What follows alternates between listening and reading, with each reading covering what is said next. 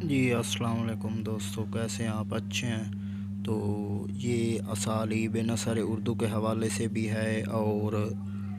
یہ میر و غالب کی شرح کے حوالے سے بھی ہے، اور غالب کے خطوط اور غالب کی نثر پر یا اس کے خطوط کی خصوصیات پر نوٹ لکھیں۔ تو اس حوالے سے آپ ایسا کر سکتے ہیں کہ آپ اس سوال کو لکھ سکتے ہیں، اور آپ نے ہر ممکن کوشش کرنی ہے کہ جب بھی آپ نے چاہے شرح لکھنی ہو، چاہے خطوط لکھنے ہوں،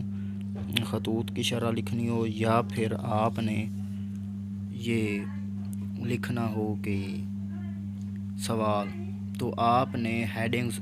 ختم کر دینی ہے،